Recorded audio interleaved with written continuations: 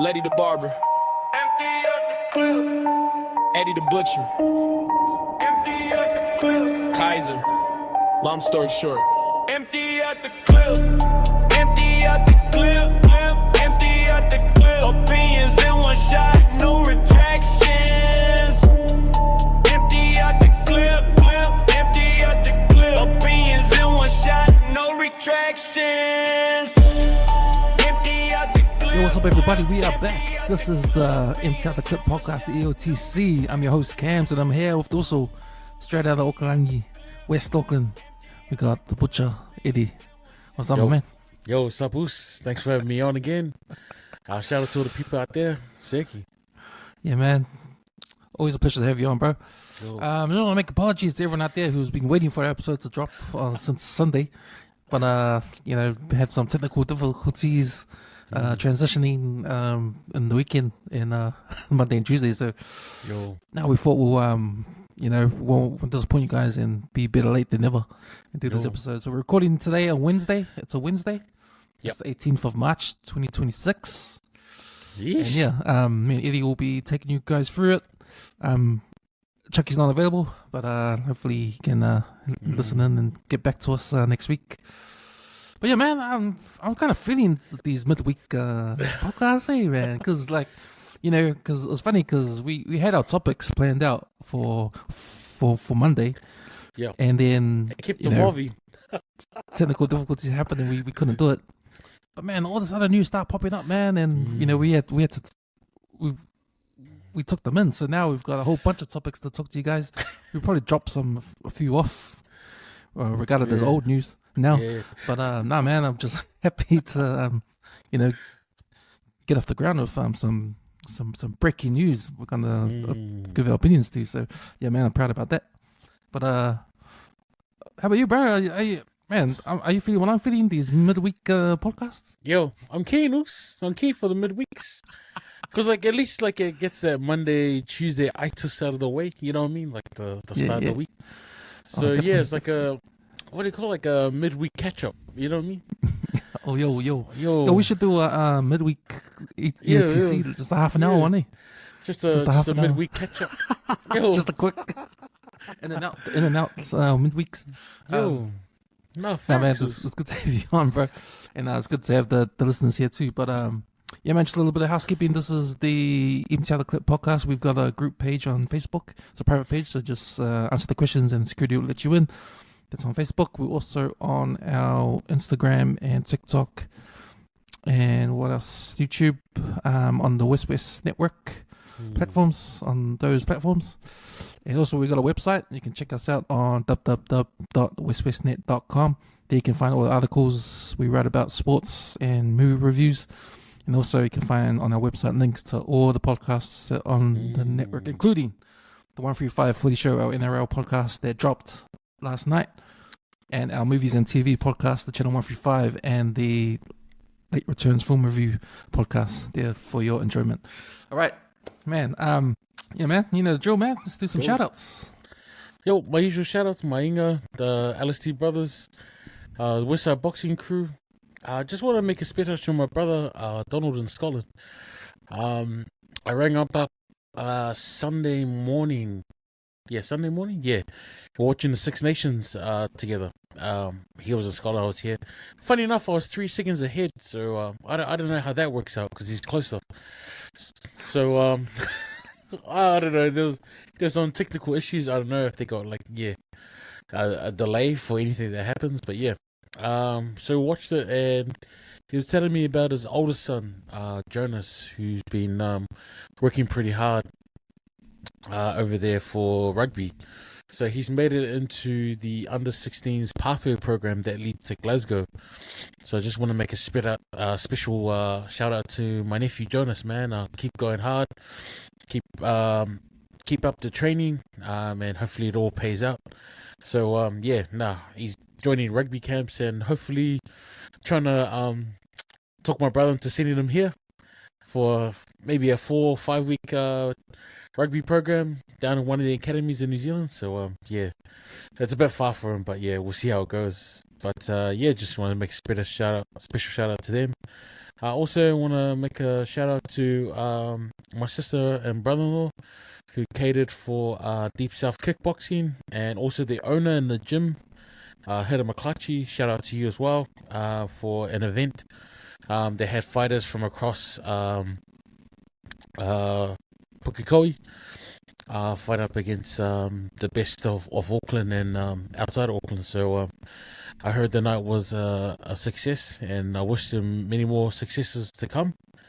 And and just congratulations on just making a good event for young youth that are finding a pathway through kickboxing. Seki. Nice also. Yeah, man, I just want to make a shout out to my brother-in-law Rob and his partner Liz, who welcomed a new baby born, a baby girl into the world. Congratulations, guys. Gonna start their family now, so yeah, man, it's always good. Brings back memories too, like having your firstborn. So congratulations to you guys. Yeah, man, just I want to thank all the listeners for tuning in to the WesWes Network, all our stuff that's on there, all our podcasts too. Like I said, we dropped our NRL podcast last night, the 135 Footy Show, and we haven't really done a movies one in a couple of weeks, so been trying to get the boys together to do something. I know the Oscars just finished, so I'm kind of like I was anticipating this year's Oscars because I saw all the nominated for films for Best Picture, and man, they were all good, man. They were all good. It was like the first time in a long time that every single movie in the Best Picture nominations were good movies, all of them. It was hard to choose which one. You could probably like put F1 aside. But all the other movies, man, they were so good, man. They were so good. So, yeah, congratulations to PTA and One Battle After Another that took the Best Picture. If you haven't seen that, it's a good movie, man. Probably the best movie I saw last year. So, yeah, man, that's one battle. Yeah, man, this has been a long week since we came on the mics. But how's your week been, bro? Yeah, no, the week's been good. I actually took a few days off. Just I got too much leave, so it was like last minute. So now I've had the weekend off and a few days off this week. I went to work this morning just to help set up and do some paperwork. Send it into the head office. But now I've just been spending time working in the garden. So brought a new sepelu. If people don't know what a sepelu is, it's a machete. And yeah, I was just whacking the plum tree up in the front yard and just whacking all the leaves off. So like, man, the people that walk up and down the street just looking at me like, what the fuck is that? Because like, I got no fence, so it's just me like with the sepelu in the front yard. But nah, man, it got a bit hot. But yeah, and then helped out the neighbor, cleaned out my freezer, chest freezer, small freezer, and the fridge. So just been doing that. But man, it's just I think my mom's just loving the company, just because she's home by herself and everyone's at work. So having someone home to help her around the house been pretty awesome. But man, like she volunteers me for a lot of stuff. All the extra cleaning is like, oi. But nah, it's good to be home and have a good rest. It's just the only bad thing is I can't sleep in. I still wake up super early in the morning, so that's gonna be hard to get used to. But yeah, apart from that, just watching the NRL. Yeah, my poor Broncos. Watching the rugby. Now we'll get to the Broncos later on and wrap up sports, mate. And yeah, just I've been trying to teach myself how to cook from an offset barbecue. So just trying to learn so that I can cook some ribs for the boys. And yeah, I've done a few test runs, and yeah, they're coming out okay. But just trying to get the time and the temps right, and just watching heaps of videos and talking to my brother and my brother-in-law about fire management and keeping the temperature right. So I'm still learning. But yeah, no, that's been my week. It's been chill, staying home, but very productive, very busy. Yeah. Seki, how about your week, Goose? What have you been up to? Yeah, man, I had a busy week, man, and man, because we moved house, so we moved house during the weekend, Ooh. And part of the reason why we couldn't bring out an episode earlier because the technical difficulties I was talking about is, every time you move house, you got to set up the internet. And it always takes a couple of days. Yeah. So it's funny, man, because we were out with internet. We moved in Saturday without internet until last night. Yeah, 4 o'clock yesterday. So it's funny, hey, when you got kids and you got no internet, like 3 days is like. No. I'm trying to remember back in the days before the internet. Like, what did we do? Watch TV, but then we can't watch TV because the TV is hooked up to the internet. So there's no aerial in that. But no, man, it's funny. Yeah, like, so what I managed to do was I found some old external hard drives from ages ago, and still got some old school movies on there. Some movies. You know how I used to download movies back in the days and put them on hard drives, man. Damn. Put them on hard drives, swap it with your mates. Yo. Or if you go to Samoa, you just forget it there and leave it for your cousins in Samoa. That's what they lived on, just hard drives and hard drives full of movies, man. Man, I had to download like the Filipino series, Damn. Yeah, so it was funny because, man, I haven't touched that external hard drive in years. So when I found it in the bottom of the box, I hooked it up to the TV and just skimmed through all the movies. I was like, wow, I got that one. Like, here's some movies on there. But it's like funny how you don't really, because now we got streaming in there, you don't really think about these hard drive movies, Like, it's probably all there, but, you're probably scrolling around and on streaming and you can't find the movie you want to see. But all the while, it's stuck somewhere in your hard drive, man. Yeah. So, yeah, it's just funny doing that again. Yeah. Man, external hard drives changed the game from hard drive changed the game, bro. Yeah. Well, first it was Napster, and then it was downloading music, and then you could burn CDs with music. Yeah. You could download movies. Yo. I better move on in case this turns into a memory lane, but. But yeah, man, that was the reason why. But nah, man, moved into a new place. It's a bigger house now, so I'm excited, because there's a big space for me to set up a new studio. Wow. So look out, WesWes Network's back on live recordings and studio recordings again. That would be so good. Yo. Yeah, man. So I was going through my mind, like, what can I bring back? Maybe I'll do Back of the 135 again. Yeah. Bring that back. Interview some infamous West Aucklanders. Ooh. Yo, Hardos. Yo, missed those. Yeah, man. So, yeah, exciting stuff, man. Exciting stuff. So, yeah, that was me, man. Just moving in. And like, that's all you do when you move. If you spend the whole day bringing the stuff over, then the next day is spent unpacking, and that's the worst, man. Yeah. So I only got to watch the Warriors game on Friday, and I saw the Alex Johnstone game when he got the try scoring thing. We're gonna talk about that later on. But those are only two sports I watched. I couldn't watch anything on Saturday, Sunday because no internet and stuff, and busy unpacking. So I missed the Blues taking their revenge on Moana. But anyway, we'll talk about that when we get to the sport. But yeah, man, that's me. That's my week, bro. Nice. All right, let's get into our topic. So, man, start with the latest thing. So we all know we're literally feeling the pump when it comes to putting petrol in our cars, man. Bloody $3.25, bro. What the hell, man? I saw that when I went to put some gas in. I saw that on the weekend, and I was like, holy shit. $3.25 for 95, man. Damn. It's over $3.10 for 91. Bro, this bloody Trump, man. It's Trump's fault, man. Going to war where he didn't have to. Now the whole world has to suffer, man. But yeah, so there's that. And there's fears that there's petrol prices are high. There's fears that people are unable to go to work.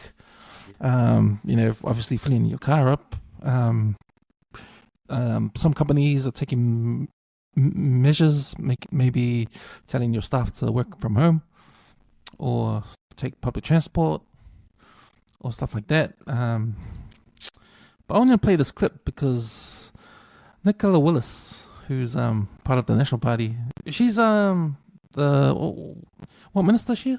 She's the Minister of Finance, eh? Yeah. So she's got the know-how. She's got all the information on what's going on with the economy, with the country's economy. Very clear in my mind is the mother potentially living in South Auckland who has no choice but to use her car each day to get to her cleaning shift at the airport. There is not a bus available for her at that time, and who is facing acute income pressure.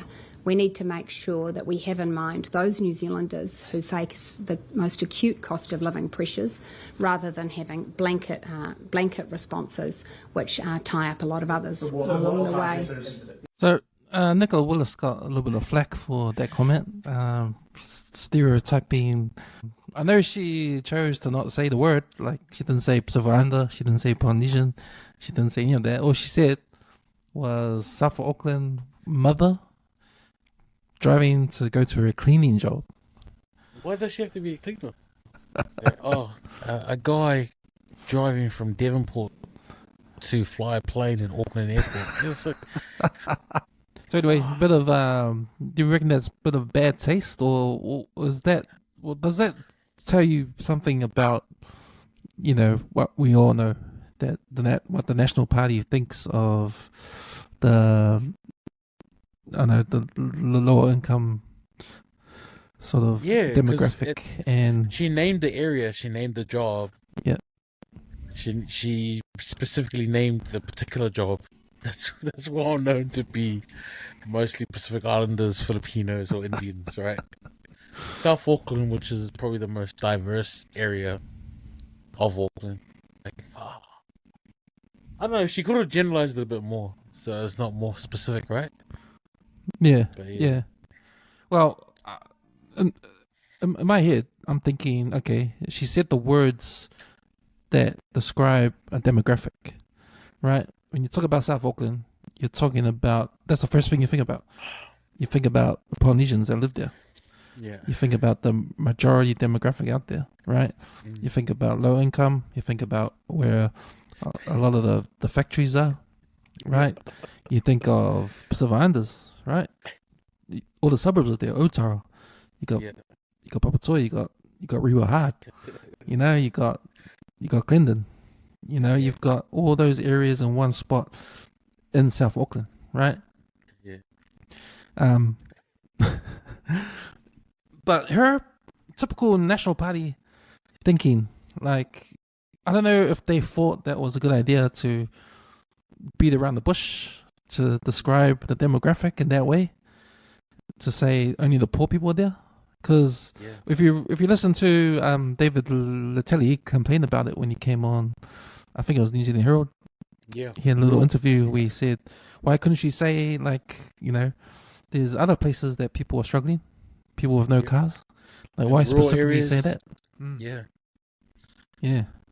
So being a single father driving to the airport, you know, to fly a plane, maybe, I don't know. You could have changed the scenario. Yeah, exactly. So I don't. It's to me. South Auckland cleaner, mum. Yeah, exactly. You don't have to say they are who they are, what ethnicity they are. You don't have to say that. You know, that's the sad truth. Sad truth about it, and you can't hide behind the fact that, well, I didn't describe the ethnicity of that mother I was talking about. Yeah, you can't even say that, right? Yeah. So, but at the same time, you know, it's, to me, it's everything that the National Party stands for, right? Like, you know, it's they know there's a spectrum in society, right? There's poor and there's rich, middle, and poor, right? And, you know, they won't help you if you're poor, but they believe that if you can get yourself up to a point where you're middle, then they can start to help you, because they believe that it's all in your effort. It's all in your effort. If you're in that kind of job where it's a low paid job, they believe you can get out of it yourself. You can get an education, you can work harder, you can find a way to get out of where you are and move up in the world, right? We won't lend a hand and help you off the bottom, but if you can make your way up by yourself, if you can scrape, if you can like put your fingers in those little dents in the in that rock climbing wall. If you can do it, if you can get to a certain point, then we can help you, right? But we don't want to, you're just what it is, because we need the workers. We need people like that to do all the dirty work, right? So, yeah, man, it's just typical. It's typical. That's how I see it. Like, there's no surprise. I've always known that's where, the conservatives are, because they got nothing to worry about. They've already got the generational wealth. They already got, they're born into stuff, They don't need to start from scratch. So, there's a sense of, that's where they get that sense of, do it yourself, because things will get, will get better after that. So, to me, it wasn't any surprise. It was the fact that, it's funny to me that everyone else was surprised with what she said. But that is typical conservative, typical national. It's been like that for years. But with the petrol prices, man, are you feeling it? Not really. So I just catch an Uber, which is just around the corner from my job. Or I can catch a bus, so it's not too far. But at work, we haven't put the prices up on meat yet, because a lot of the drivers haven't put up their prices yet. So a lot of people in our industry believe that the war won't last too long, so they're hoping they're gonna keep it at this rate for now until it gets like worse, if it extends beyond a week or so, and then we have to put prices up to cover costs. But at the moment, we haven't really put prices up. In fact, we've actually found some specials, so hopefully other butcheries follow suit and pick up on the specials. Mostly the cheap stuff will be frozen stuff, frozen meat. So that's a tip for everyone out there that's looking for cheap food. Frozen meats are going to be in the same price. They haven't hiked the price up for that yet. In terms of petrol, yeah, petrol prices going up. It was like on Monday, I went to Matai Title buy a new machete, and the three guys in front of me were buying petrol cans. Three guys in front of me were buying petrol cans. And I had a little laugh because they would have petrol cans, and my trolley I had Pahutakawa wood, some barbecue tongs and a sipelu. And after the lady scanned the three petrol cans, she looked at me. She goes, "Oh, does your car run on wood?" I was like, no. But yeah, there's problems in that as well. So just a quick tip out there for people that are stocking up on fuel. Keep it to 50 liters and under. The reason being is if you store more than 50 liters, it's actually against the law. And if it does catch fire because you're not properly ventilating your insurance companies won't cover you. So if your house burns down, it's classed as illicit storage of hazardous goods. So just be wary for people out there. Please keep it under 50 liters. I can't even afford 50 liters, but yeah, just just keep it under 50 liters, please. But yeah, in terms of fuel, logistically, New Zealand has 1 to 2 months fuel available. That's including the stuff coming on boats which we've already paid for. So there are boats that are on the way that we've paid for that have petrol, diesel. It's already been refined. It's already on its way. And in New Zealand, we have 3 to 4 weeks of petrol reserve. So we're compared to other countries, we're not doing too bad. So how are we getting our petrol? It comes from the Middle East as crude oil. It gets refined in South Korea and Singapore. So those are the two places that we buy from. India is a major refinery as well, but we buy from South Korea recently, and we buy from Singapore. We do have contracts with them that put us high in the priority list compared to other countries. However, there are no guarantees. If it gets worse, then they might say, look, we're not going to send it. We're going to keep it for ourselves. So, yeah. So that's just for the people out there. Don't panic. Don't overstore. Just a quick tip. Shop at Asian markets or your local markets for food. Because a lot of those will be people, farms, locals that won't hike the prices too much. Look for bulk buys, buy bulk amounts of meat, especially frozen. Most butcheries, you can take it up to them and they can slice it for you for a small fee, maybe like $5 or something like that, and they can slice it into chops or curry pieces, and then just take it home and bag it into smaller portions. So that's one tip. But yeah, that's what I gotta say. So yeah, another thing that came to my mind is, I wonder what the cleaners are talking about at the airport. Like, are they like, oh, is she talking about me? So yeah, I was thinking about that too. But yeah, stay safe, people. Yeah, for 4 weeks, 4 weeks, you were saying? So hopefully the war finishes before that. Yep. But man, that looks like a disaster, that war. And typical Trump in America saying, it's all right, we got it under control. Easy win for us. Easy win for us. Meanwhile, drones are coming back at them and going back and forth. So far. Honestly, man, like when Trump first came out, I was like, man, this policy is actually not bad, you know? He was like that kid that did something, you like, aka, you know, like. But then when they takes that joke too far, you're just like, solid.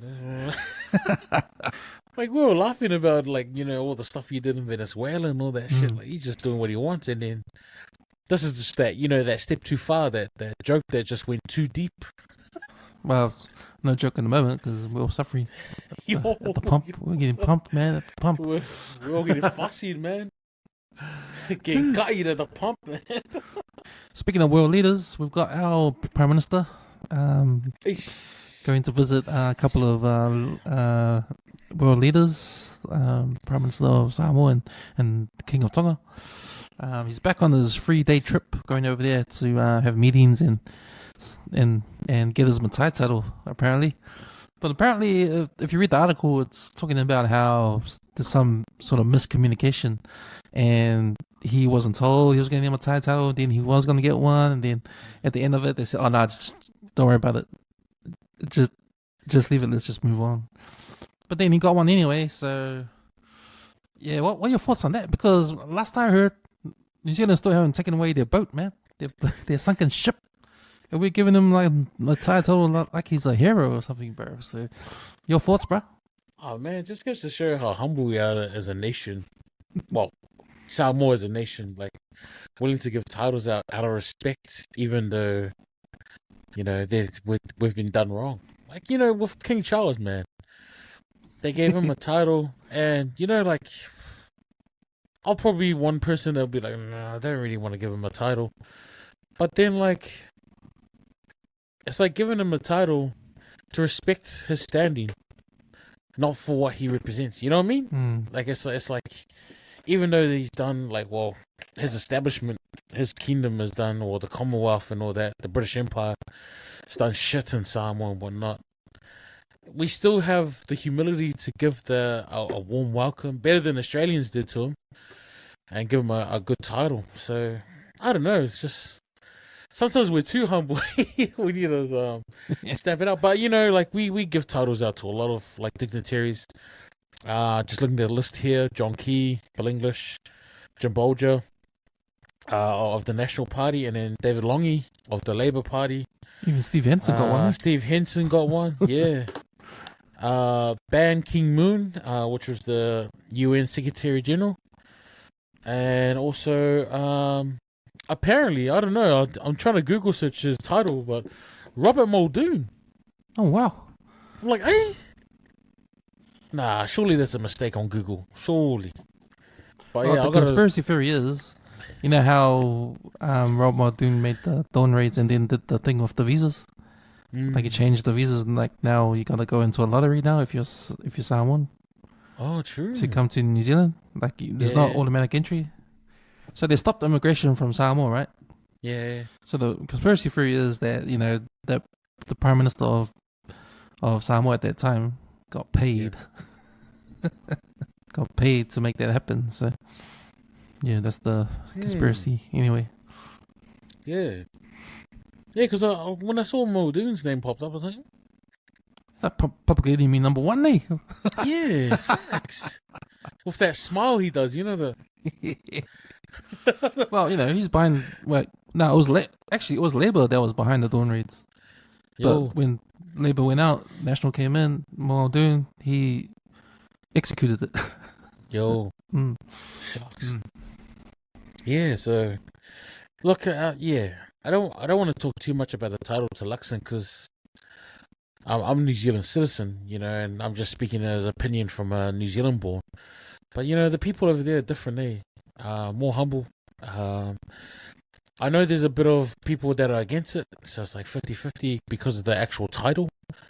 But correct me if I'm wrong, but I don't think the title gives you any right to land, It's just the honorary title. Honorary, yeah. But, you know, if it does give him responsibilities, then as a Makai, he should put in some kupe for favalaves and all the removal of the boats and all that. Well, you know, you mentioned John Key having one. I don't see John Key doing jack shit for Samoa after he got that title, bro. yo. Maybe Bill English because his wife's Samoan.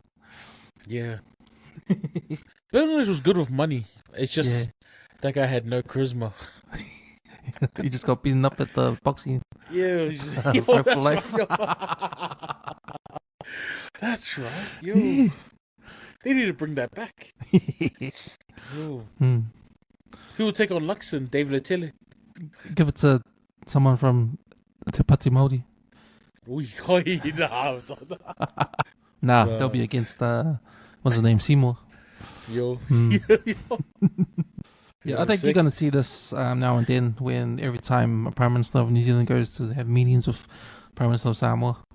But it was, you just reminded me of that video you just posted up on our chat with Nauli, how he was talking about... Well, he was talking to Luxon about how he treats the media, The media, democracy... You know? The media is a cornerstone of democracy. That's why I treat the media with respect. I was like, oh, you said it. Say, we. Yeah. Bro, last month you pretty much kicked them out and kicked put a ban on them. Eat. Oh boy. Sick. All right. So I was listening to Dom Harvey's podcast this week, and he had Robbie Magasiva on. Now, I think this is the second time Robbie's been on a podcast since the death of his brother Boa. And I think he was on the Mandate podcast, and he's come on Dom. So there's a bit of time in between. So the first preview Dom put up for his podcast was going right into Robbie's thoughts on the death of his brother, which I was thinking was quite, you know, I know it's been some time, 7 years, I think, since he's passed, since Paul's passed. But I was quite interested in what you had to say about it, if you know any more stuff to say about it, because it's been 7 years, and you know, I know, you know, you grieve for loved ones, but you know, sometimes time can allow you to speak more about stuff. So it was interesting to see his perspective, even, you know, the help he got along the way, like just talking to someone, talking to his mates, having a group of boys, because he's into his motorbikes. So he's got a crew of guys that go on their motorbikes. So and he's got a touch team too, a group of boys that play touch, and you know, they get together and help each other out with mental health stuff. You know, just talk about their problems and all that kind of stuff. So it's really helped them for 30 years. So yeah, it's interesting to catch up with him. Catch up with Robbie. He lives in LA now. Yeah. So he comes over to see his parents and that, and for other stuff. But yeah, man, it's interesting. It's an interesting interview, especially the part when he talks about his brother. I just wanted to play a clip of that bit. Yeah. Like, did you think he was capable of taking his own life? I had no idea. No idea at all.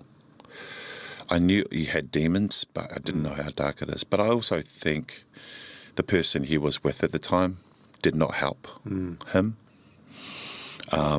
She wasn't the right person for Pua at the time. Personally, I think they probably contributed to why he took, But I think he also had deep demons that he needed to, Yeah, show me a person that doesn't have demons or flaws, and I mean, it doesn't exist. People are very quick to judge, though, aren't they? Dude, it's shocking. We had to. Oh man, I mean, I've never spoken about it, but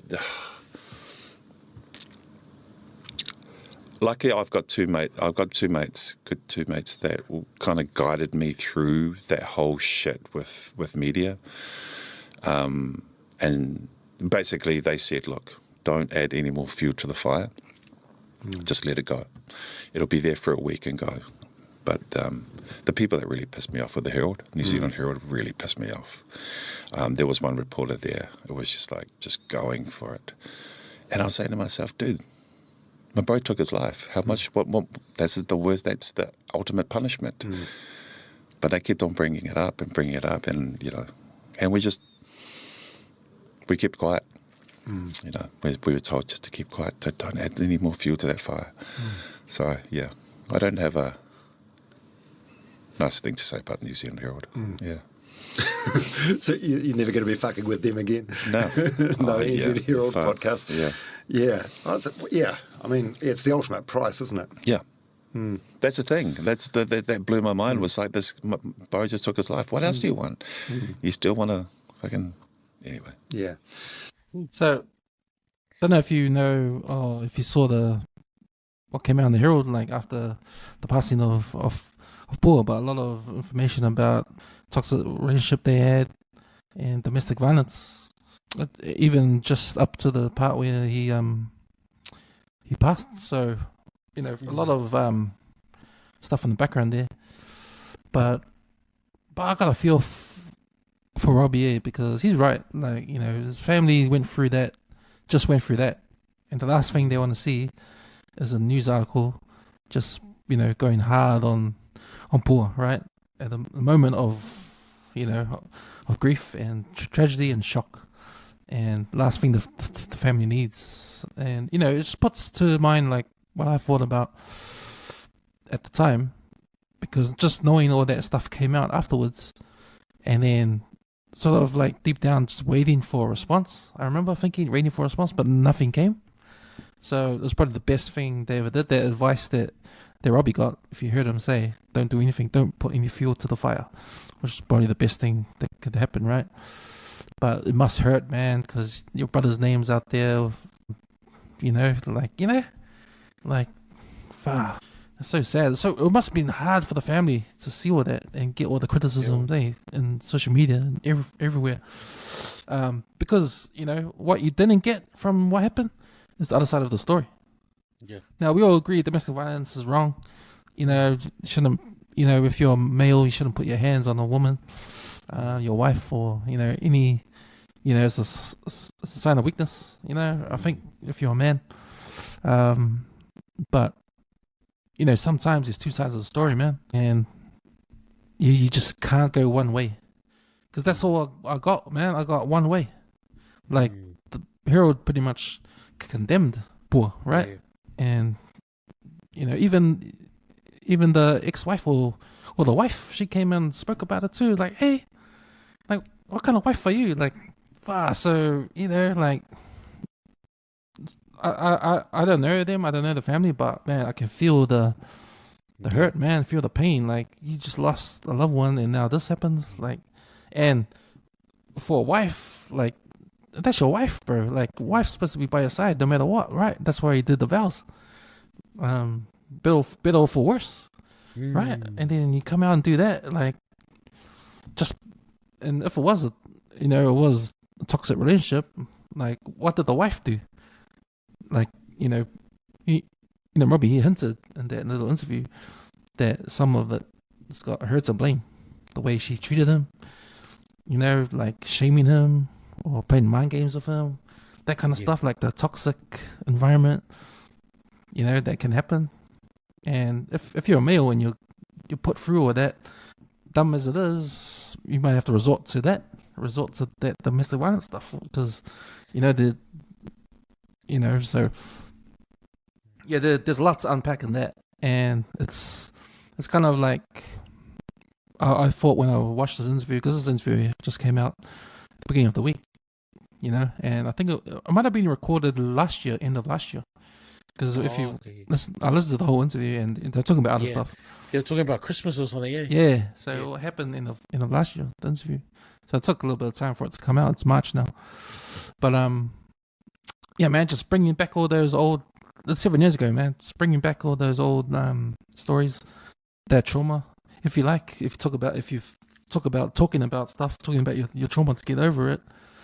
You know, 7 years later, Robbie comes on the interview and talks about it again. So we're taken back to the moment where we heard of Paul's passing, right? And Paul, man, like he is entertainment. He was so funny, man. You know, on Flavor, him and Sella, their skits are funny.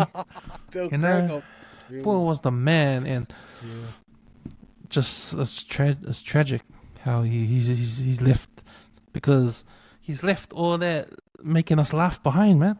Like 7 years of there's no one on the screen like that guy. Eh? No. Even Robbie said that Paul was a better actor, a better artist. You know, he just better range. He said on the podcast. Yeah. But yeah, man. I felt it hit me when Robbie talked about the wife, said she wasn't the right person for him at the time. Yeah. And, you know, because of all of that stuff, like, if you're a wife, you gotta hold it together, right? Hold it together with the family no matter what. And I don't know if it's a culture clash. She's white. Maybe she's still stuck up in the white ways. I don't know. Yeah.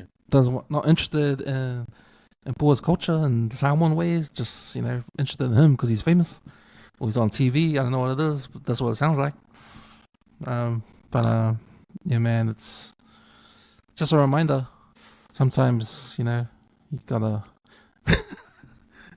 Sometimes white isn't always pure, man. Yeah, no, man. Yeah, nah, you're right. Like, when I watched the interview, brought back memories of my younger brother, and he had a partner, and I don't know what happened before my brother passed, but I don't think she was the right person at the time as well. And yeah, you can't really see it, like I said in the podcast. Like I didn't see it in my brother at all. There were little hints here and there, but they were so minute you would never pick up on them until after it's happened. And I think, like, watching Robbie through the interview, it doesn't seem like he's fully healed. You know, moving to LA, I think that was a big factor for him. Was to try and make it for Pua, because I remember watching a video of Pua, and he was talking about his aspirations, and he wanted to be in an action film, especially in the US, and that's where he thought, you know, that's how he measured his success. And I remember him being part of like small American productions like Power Rangers in West Auckland, which gave him a little bit of exposure. But I think he was kind of tied down to Shortland Street and a few other small gigs here. He wasn't quite breaking into that, you know, that American scene. I think maybe that pressure of not earning enough, because even Robbie was saying that, like, when it comes to money, you get it in big lumps. You don't get it like a steady income, and you need to deal with that mentally and find people around you that could, because he said he was buying toys and buying things for friends and whatnot, and he wasn't really managing his money well. So it's pretty sad seeing Robbie 7 years on. For me, it's been a couple of years on. Still hurts. So for Robbie, for him to be so open about it, it's like pretty brave. But yeah, like all jokes aside, man, it's like, yeah, you gotta surround yourself with people that can, when shit hits the fan, like you need someone that can hold you down. Jokes aside, it can be white, brown, yellow, purple, whatever, but you gotta be there to hold the person down. And yeah, maybe they just weren't good for each other, just toxic. Maybe, they got together just for convenience or whatnot, or maybe she was thinking this could be a cash cow or something like that, I don't know. And then he failed to break into that open market, break into the American scene, and, money was a bit tight. I don't know. These are just assumptions, but yeah. Also, New Zealand Herald, man. I remember there wasn't just one article. There was a few articles that New Zealand Herald did. I remember it kept going for like 3 weeks or so, and then when it died down, there was another article, and he mentioned there was a specific reporter, so I'm keen to go back and have a look now. I just want to see the person that did it. But for Robbie not to name drop that person, man, big ups to him, man, because I would have been quite petty and just mentioned the name. But now, all respect and love to Robbie. Hopefully he does well, especially moving to LA. Another sad thing was him talking about his mum with dementia, and also watching the movie Tina, yeah, and his brother putting in their life experiences in that as well. So, pretty awesome interview. Love and shout out to Robbie Magasiva, and wish him all the best. Seki. Right. In other news, the Magasivas are from Wellington. There's another Samoan guy from Wellington. His name's Tana Umaga, and he's I don't know if it's official yet, but there's rumors that came out in the paper that he's tipped to be one of the assistant coaches for the ABs under Dave Rennie. Now, if you listen to Sports Nation on the radio, they had some criticism about their news, and I'll just play you a clip. This week that Tana Umaga potentially might be part of Dave Rennie's coaching setup going forward. I don't agree with it. I just think there are better coaches around. Now, some people are saying, but it's more around the cultural side of it, being able to gel this team. I don't know if there is a bridge that exists, but, that bridge between, say, the European players and the Pacific Island players. My understanding is that's part of the reason why Dave Rennie got the job, because he's very, very good in that area. He's basically, his mum comes from the Cook Islands. He's been excellent with dealing with the cultural side of teams that he's been involved in. If we are bringing a coach in simply for cultural reasons, I think we're missing a trick here. And if you're bringing him purely because of his coaching skills, is he the best guy available? I'd argue that he's not. Now, some people might tell me what he's done as a coach and that he deserves to be part of the All Black setup. But I'm over culture coaches. I really am. I just want rugby coaches now. And the way you can often deal with, say, maybe indifferences between cultures within a team is you have your senior leadership group. And you might have 4 of Pacific Island descent. That might be the likes of Tupu Vai. That might be the likes of, and I know he's Māori, but Cody Taylor as an example. And then you have your mix of your Geordie Barrett's in the mix, your Will Jordans as an example. And they all come together and they just get on with it.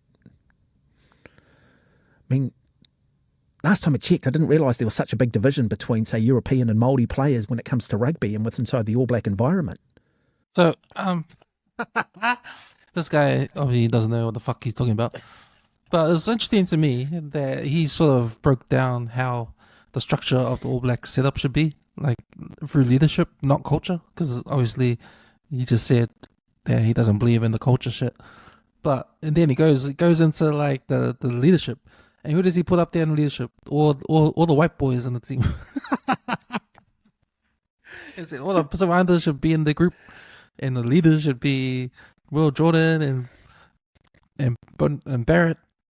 It's like, where this heading, man. It's like, But I just want to make a shout out to Joey Nanai, who actually responded to this little this clip and wrote an article for the WesWes Network. You can find it on our website www.weswesnet.com. Yeah, and on our the chat I'm on with the counter ruck.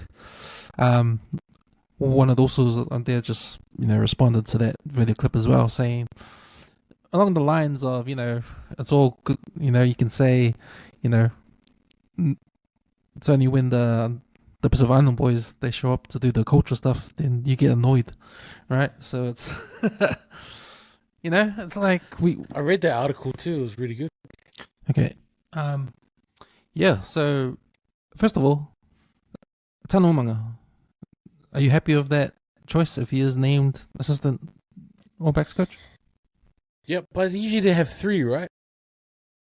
So Tana Umaga would be good to have in the mix, having his because he's been there, All Black captain. He can lean towards the player side to the coaching side. But yeah, I mean, the thing about culture, it's not about being Polynesian, it's not being white. It's about the winning culture. You know what I mean? Like to play for your brother, to play for the jersey. That's the culture that we're wanting. And from a Pacific Island perspective, because we're so used to families and aingas and the tightness and of that clan-based system, that'd be good to bring it to the All Blacks. Because there's one thing about the All Blacks that's made us champions in 2015, 2011, is that it's about playing as a group and not as an individual. You know what I mean? Setting that high standard like Nanai did in that article in the WesWes Network. When South African people talk about culture, winning culture, it's not about any of their Dutch ancestry or anything like that. It's about rugby. It's about playing. You know what I mean? It's that toughness, that grit to get them across the line, which has made them the champions of late. Everyone accuses them of doping and whatnot, but nah, they just got that winning culture. They've got it. They've got it locked down. So bringing in, Tana Umaga will be, I reckon, will thrive better for it. The other 2 coaches, you can bring them in for the other technical stuff. But in terms of mindset, that's a big thing. And I remember Richie McCaw talking about it, how they brought in a psychologist after the 2007 campaign, and how they spoke to him and trying to rework the mind, the player's mind, and sharpening it into a tool that can be sharpens their mind and also helps sharpen their body. You know what I mean? Like, you can have a functioning body, but without a sharp mind, you're just going to be a number on the field. So, I'm all for it. If Tana's not part of the team, coaching staff, whatever, then I'm all for it as well. It's as it is. You get picked on merits. But I reckon Tana Umaga will be a good addition. Because we tried with Razor. And you can't deny it. We did try with him. We gave him basically full control of the All Blacks, thinking that he's going to bring in that Crusader culture into it. That's what I mean by culture. It's not about your identity. It's about the mentality. So yeah, that's my thoughts on that. It's about what the All Blacks represent and the All Blacks history. Because Pacific Islanders only came around when Brian Williams was the first Pacific Islander to put on the black jersey. That was in the 70s. So we're talking about the entire history of the All Blacks. Yeah. That winning mentality, that winning culture. Right? And you're right, like, being Pacific Islanders, we're more family oriented. We know culture from the back of our hand, not our, being Samoan or Tongan or Fijian, but knowing how to represent your fellow man or your family or like extended family, that lacks in the Palingis, like they don't have second or third cousins that we treat as our brothers and sisters, so we've got the tools to grab onto the cultural aspects of being in a team already. we just got to use the All Blacks culture to bond with, right? And that's what, exactly. You're exactly right. That's what we're trying to do, right? Dave Rennie is a master of bringing culture into a team to make them gel. He's proven that with the Chiefs. He's proven that when he won the NPC with Wellington, when he won three championships with the under-20s New Zealand, and the back-to-back and titles he's worked with with Tana before. He's worked with Tana before. So it's like, it's, from a professional standpoint, why not? You know? Yeah, that's right. And Tana Umaga, remember when he was a player, when he was the captain of the All Blacks, he's the one that sort of brought back the All Blacks culture within the team, because they were kind of losing it. They were kind of losing it to like off-field stuff. Like you remember when Doug Howlett was drunk and he haka on top of a car in England? Yeah, that's right. Yo. You know, and when Daniel Carter took off and had to Uber back or taxi back from Cardiff all the way back to London, spend all that money because he got, he went on a rave. So Tana Umaga came and brought that all back and told the boys, "Nah, man, we can't do this, man. We got to get back to the cultural stuff." So, it makes sense that Tana Umaga will be involved, and that Dave Rennie, who's strong on culture, brings Tana Umaga, another guy that's strong on culture, into the fold to try and gel the guys together. To try and it's got nothing to do with fucking what that Balangi was talking about on the video, right? You weren't complaining when Razor was saying he was a cultural coach and that, like, you were complaining that. Now you want to complain when Savanda getting in there. So, yeah, shout outs to the Kind Rock chat for their opinions, and shout outs to Joey for writing the article too. But mean article actually. Bro, it's like you can't. We as Pacific Islanders, like sacking it in rugby, sacking it in sports. We can't get the respect we deserve at all, man. Even when we reach the top, man, you gotta fucking bring us down again. Like, we're nothing but Pacific Islanders that do the same things, man. Like, have mothers that go fucking to cleaning jobs and shit. It's like, fuck. That's what you think of us, man. Out your mouth. Oh, man. Yeah. To all the cleaners out there, man. Fucking love you guys, bro. Because, like, I used to help my mom. She was a cleaner back in the day. And then she worked her way up to a supervisor. But fuck, it ain't an easy job, man. Mm. Oh, no, it's not. Shout out Nicola Willis. Far out. What is she like? I had a look. She's the Minister of Finance, Minister for Economic Growth, and Minister of Social Investment. So if any of those tick your boxes and you're doing well in any of those three categories, then you can thank her. If you're struggling like the rest of us, so hey, King of the week. Well said. Moving on. So we're going to stay with sport. So Alex Johnstone. So I don't know if you watched the game last Friday, but the Rabbitohs versus South Sydney Rabbits versus Sydney City Roosters, Eastern Suburbs, had a game at Allianz Stadium. It's like a important game each year, when these two meet, because the history these two teams have. Facts. And man, you couldn't even script this any better, Like, Alex Johnston's been with the South Sydney Rabbitohs since day dot. They're at Allianz Stadium. They're facing their arch enemies. The history these two teams have together, it's like fucking Auckland and Canterbury, bro. It's like that. And this could be the game where he can firstly tie the record Kieran Irvine set, the most tries in the season, and then break his record if he scores 2 tries. And it happened. He scored the first try, and he tied the record. A little celebration on the field. The crowd was cheering, but it happened in the second half. The first play in the second half, The Roosters kicked off in the second half. The ball came down. I think David Fafita got the ball. He broke the line. He passed it to Latrell. Who did he pass it to? Passed it, and it ended up in Latrell's hands. Latrell had a break, but then you knew it was coming because Alex Johnstone was on his outside, and he had a clear way in front of him.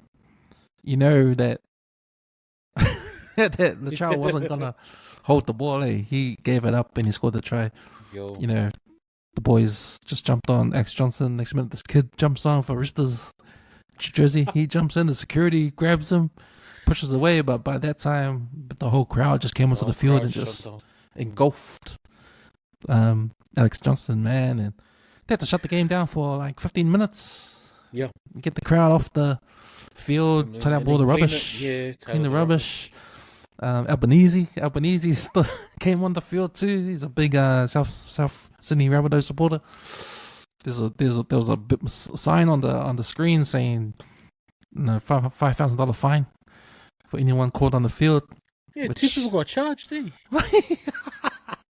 If I was those person, hey man, out of these 500 people on the field, you charge 2 people? You charge me? Because there was this one guy and they had like 6 security on him. Oh, like shit. holding them down. And like the whole crowd is just, But yeah, man, there was your thoughts, man, on that scene. Yeah, nah. I'm not a fan of either teams, but man, just wanted them to break the record, and just witnessing it live was pretty cool. Like you know, I don't know who's the closest after, but amazing. But yeah, I mean, if those 2 people got charged with that fine, man, the Prime Minister of Australia needs to be charged as well.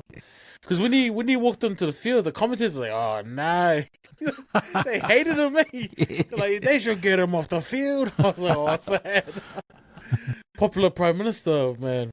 But yeah, awesome for Alex Johnson. Big ups to him. Big achievement. He's such a nice guy too. Off the field, but a bit of a nerd. Collects cards as well. So pretty cool dude. But congrats to the Usos. Seki. Do you know what I saw, bro? I saw the NRL licking their lips, man. The scenes.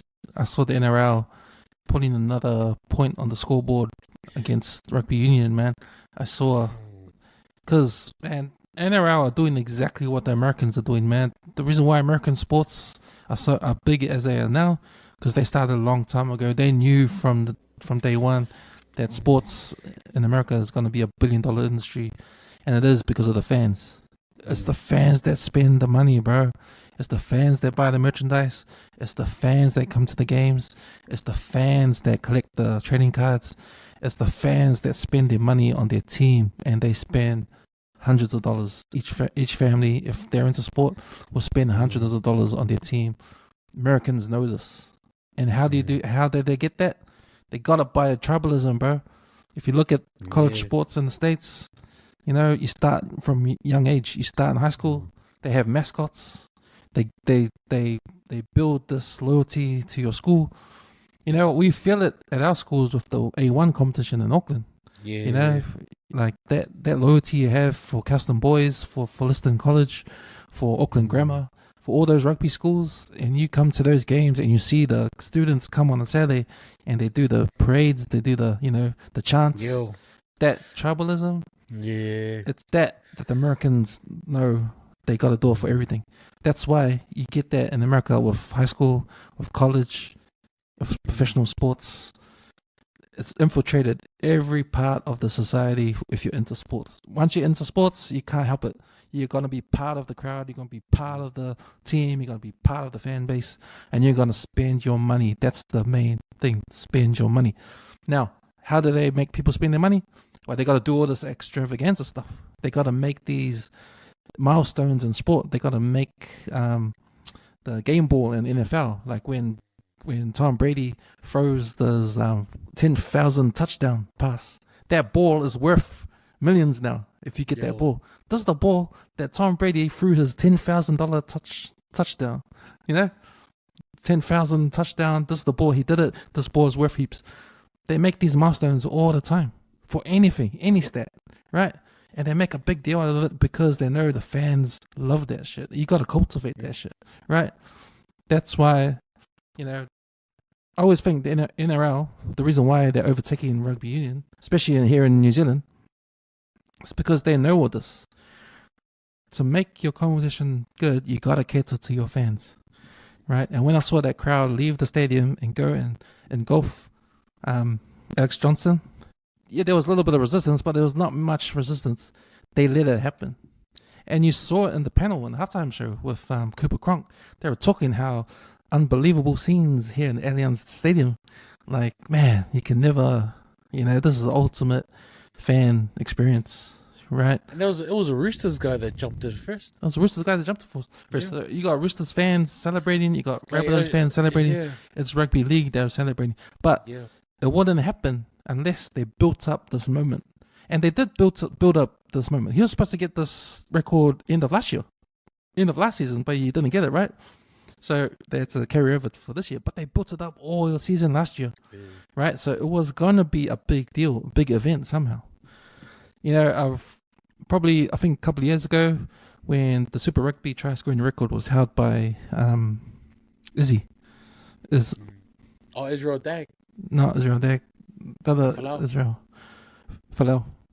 And Julian Sevilla, he broke the record. He got the try. And then just a normal try. It was a normal try. No one understands. Just the commentators say, oh, there you go. There it is. There's the record try. Julian Sevilla. One clap and that's it. There's no build up, no nothing. NRL has done a good job of doing all this. Like, they're taking the game to Las Vegas. If you look at all the NRL fans that support their teams, look at the Warriors fans that support the Warriors. Look at what they did to Gomini Stadium. The experience you get over there. Like, NRL has adopted this sort of American sort of, way of getting people involved, getting the fans involved. You got to cater for the fans. Like, there's no Blues game. When you go to a Blues game, it's like they don't care about the fans. Rugby union in this country, it's all about the All Blacks, right? But even then, they're sitting off the laurels of the All Blacks being the All Blacks, and we as New Zealanders, we tend to go to these games, right? So, I thought it was a great occasion there, man. Just a little sidetrack. Whoever gave out the green ponchos to the Warriors fans, playing against the Raiders. Nah, find a new job. That was a great marketing employee. That was a great employee. You got to think of these things, man. You got to think of these things. Green ponchos, man. Oh, there's I don't a mind blue that. flavored V. I don't There's a mind blue that. flavored V. I don't mind that. I thought that was smart. If it was all planned by the Raiders to make a deal with V to do this, No. it can't be a coincidence. Look, I bet you they're gonna issue out just clear ones next game. Because the green ones only came out for the Canberra Raiders. But yeah, man, I just thought that they made it a big deal for a reason in the NRL. Alex Johnson's record-breaking feat. The crowd, you couldn't script it, but maybe they did script it. Maybe they wanted something like that to happen. Yeah. So it can be talked about. It can be put in the legacy, right? Legacy of milestones in NRL sporting history, right? Well, there is a conspiracy theory that the reason why there was a lack of security on the ground because the NRL knew what was going to happen, and also the gates weren't locked. And the media had that 360 camera ready to go. Right. Yeah, so I was like, did they want this? It was going to be a big deal anyway, because if you scored the 2 tries. But man, to have it on that game, that's amazing too. Yeah. The arch rivalry of these two teams. And when you talked about fan engagement before, NRL Fantasy is a great way of them doing it. I never played any fantasy until NRL Fantasy came along. I haven't tried the rugby one yet, but I'm too late to jump in now. But I'll definitely try it next year. So I got a message to NZR. So if you want more fans to come to your games, to the Super Rugby games, you might have to look at what the fans do for the 1A comp, the Auckland Schools 1A comp. Look how the tribalism exists there. Yeah. Just look at how the American sports, how they do it. The mascots, I don't know what you have to do. Don't copy, but do something for the fans. Do it for the fans. You need to do something for the fans. You reckon maybe we can do like under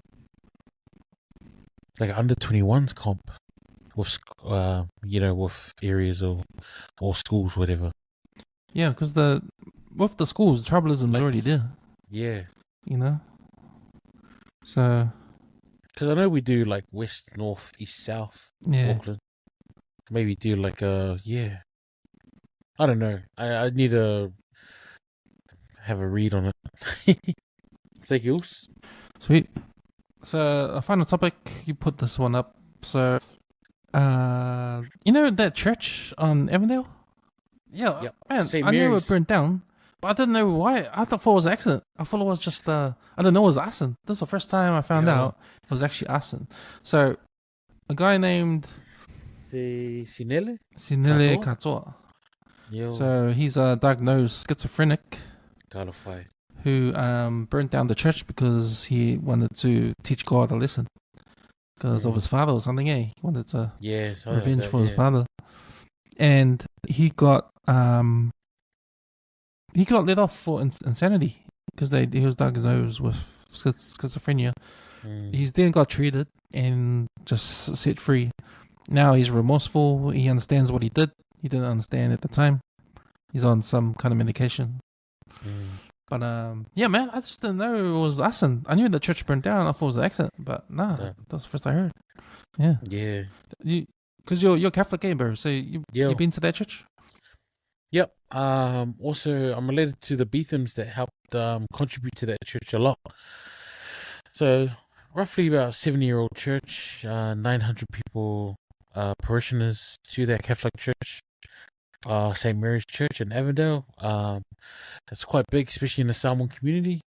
But yeah, just sad. This guy just, going for hallucinations, mental health, burned it down. But just goes to show, like, people are falling through the gaps, especially in our government, the public sector. They cut so many jobs last year. So the staff that we do have are stretched. But yeah, just sad for the church because it's estimated a $5 million rebuild, and insurance is only paying out 2.5. So the other half would have to come for the parishioners, but they don't even know if they're going to rebuild because a lot of parishioners have already jumped to other churches. I mean, it's all about faith and not the building, eh? So very sad to lose something iconic as that church in Avondale. So I hope this guy finds help as well. It's just sad. Sick. Sweet.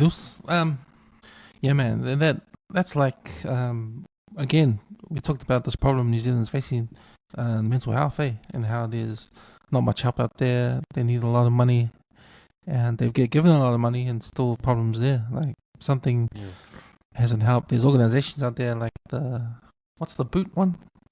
The one Gumboot Fridays or something. Yeah. Which had some controversy. With Mike King and all the money he's been getting for mental health. But man, just ongoing thing in this country, and you know what? Like I see it because I work in town and I see a lot of it, on the streets, especially because I catch public transport as well, even on the buses, on the trains. It's pretty sad. It's pretty rough out there, and probably doesn't help when we gave our opinions a couple of episodes ago about the government introducing the move on thing with the homeless, in the city. I see it a lot, even on my street, bro. Like I've been home for the last few days, and I see it a lot, man. Like yesterday, I saw like a guy punch a girl at Henderson, just outside the Hollywood Bakery entrance. So but that's the thing, you never know, someone might snap. And then next minute you got a knife in your chest. It's like, but you don't want to think about it. But man, it could happen. Like, get to the point where you can't avoid it. It's like if it's everywhere. Oh well, you never know. You never know, right? So, all right, man, that's all for the topics, man. We went through that pretty good. 6 topics. That's all good. So we'll do a food review. I got a food review. So when I spoke about my auntie and my cousin coming over from the States, I I took my mum and my auntie because my mum wanted to go casino at Sky Tower. Take my auntie, so we went. Let's drive them, and then we went. And then we had we had dinner at the food court there. It's called what's it called? It's called Food Republic. It's in the gaming area.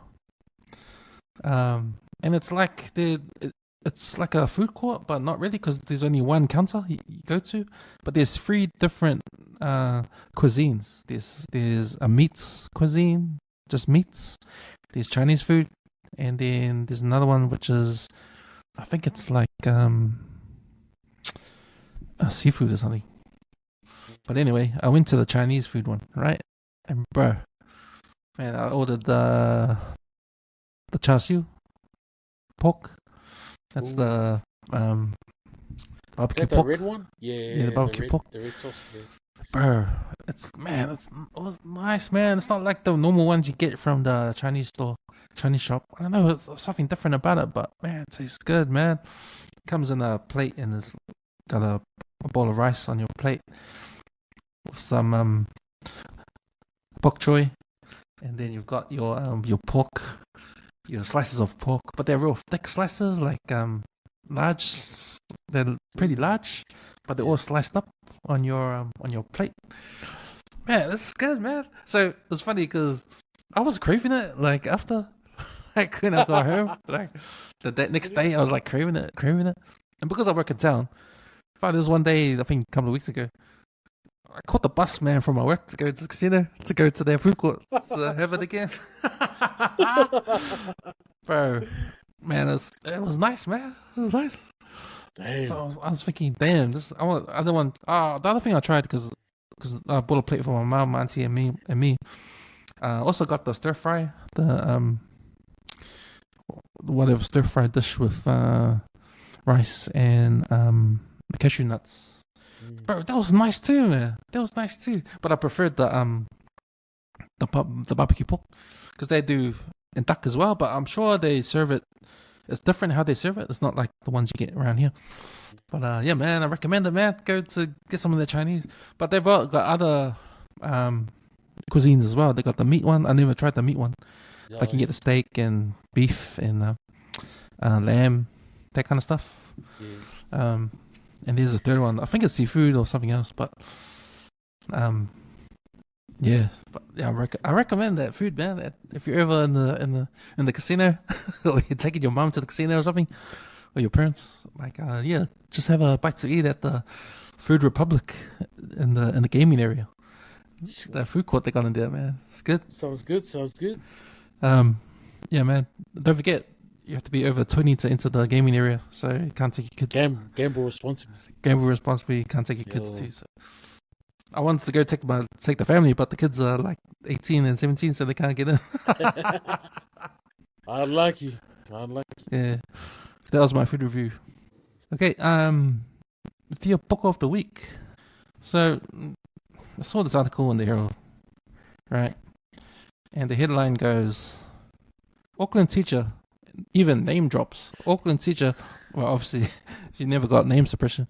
Auckland teacher Lisa Edmondson made urination videos posted on porn sites on social media and got caught.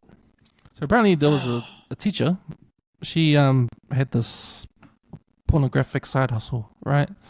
Where she posts images of herself or videos of herself masturbating, doing freaky shit, and then posting it on this porn site, right? You know, so, but the stupid thing about it is that she was urinating in her own classroom and videoing it, and you know, and it's funny because the classroom smelt of urine the next day, and everyone, the caretaker and all that, put it down to, oh, there must be a mouse or a rat in there, and she didn't say anything, but she knew it was her. But anyway, she was making these videos of her peeing in the classroom and doing some out of it shit, and then posting it on the website, probably OnlyFans or I don't know. But she gets caught like a year later because I think it doesn't say who caught her, but it mentions some people approached the principal of the school and said, "Oh, I know this I know this person in this video, it's that teacher. Because this is the classroom, that's the same classroom of the school. And this is her voice, and this is her clothes, right? So, yeah, it doesn't say who those people were that caught it. It must be other teachers as well, I don't know. But, you know, it brings the question, what are these teachers looking at these porn sites, you know? But man, that's my Fia Poko of the week. Who's Fia Poko? The teachers that got caught looking at porn sites that sprung this woman. It's got to be this woman that's doing this out of her shit. Because you know what her excuse was when she got caught? She was saying, I don't know why I did it. I don't know why I did it. So, you know, we were talking about mental health earlier. You know, this is like Yo, man. one of these things, man. But I think both of Fia Poko was the one that caught him and the ones that did it. It's like, how'd you find out? yeah, exactly. I got you. No, that's sad because, like, you think school's gonna be a safe space, eh? And then you come into your classroom. Imagine you're a kid. What's that smell? So that's our Fia Poko of the week goes to Lisa Edmondson. Yo, Lisa Edmondson. You hold that trophy. You freaky bitch. You hold that trophy. Hold that trophy. Sick. So you running out of time, so we'll do a quick week of sports. So explain your Broncos, bro. Oh man, you know, it's the hangover. Nah. Big ups to the Eels, slippery bastards. But no, it's gonna be a tough year for us. You know, like I said before the season started, we're gonna have that target on our backs, and we need people like Cameron Smith to kind of help pull us through. But it seems like the Usos not doing his job. So see how it goes. It's early days. I remember when the Panthers, after their 4-peat, they lost their first 5 games or something like that. They won their first one in LA and Vegas, sorry, and then the rest they lost that first 5 after that. So yeah, you know, still Broncos fans, still go hard on Broncos. So see how they go. Blues beat Moana. Ireland wins the Triple Crowns, so they beat all the British Isles. France wins the Six Nations. Warriors surprising me against the Raiders. That's awesome. And Fiji Jura, they have the ceremony at all their home games where they gift something to the opposition. They weren't allowed to do it because it's too humid, so they did it in the locker room. So that didn't make sense. I think this is a step backwards for Super Rugby. You know, we're talking about tribalism. We're talking about like fan engagement. This is a step backwards. And also breaking news before we jumped onto the potty. Fiji, congratulations on making the Tier 1 nations. So yeah, this is a big step for everyone. They're